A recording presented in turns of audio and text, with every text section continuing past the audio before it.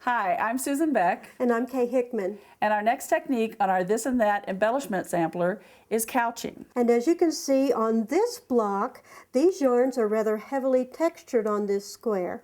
And couching is just a technique that simply means stitching yarn or decorative cord onto fabric.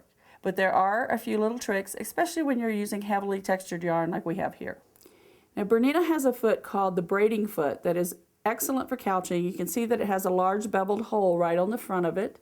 You can put yarns or cords, whatever you can fit through that hole, you can stitch over. I don't use this for textured yarns because as the yarn is going into that hole, it's easy for the texture to get caught down in the needle hole.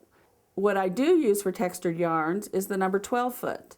And the reason I use it is because it has a large groove or tunnel on the sole so that it will ride over the textured yarns and they will be right in line for stitching, going right under the needle.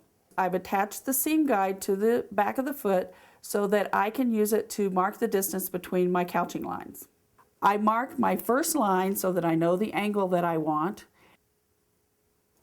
My machine is threaded with monofilament thread in the needle and the bobbin. I prepared the fabric by fusing a thin layer of fleece on the back of it, and then I'm also going to slide a piece of tearaway stabilizer underneath it.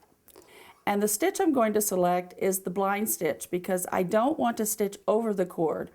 I'm laying my yarn on my marked line right on top of it, and then I'm going to lightly twist it as I sew just to hold it together, and it will easily move under the groove that's on the bottom of the foot.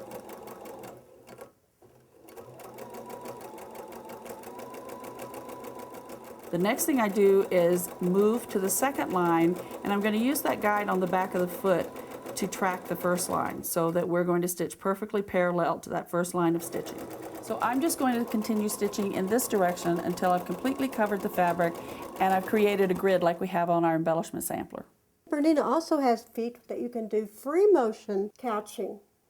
This project is done with decorative metallic threads, as you can see, just going up and down. And this is the beautiful pillow that was done with that very same technique, but a different type of yarn. And the final project that we're going to show today is a beautiful quilt done with very eclectic colors. That's a Ricky Tim's original. Yes, it is. It's beautiful, isn't it, Susan? It is. I hope you're enjoying making our This and That embellishment sampler. We're having a lot of fun. And if you'd like to learn more about couching techniques, visit your local Bernina dealer today.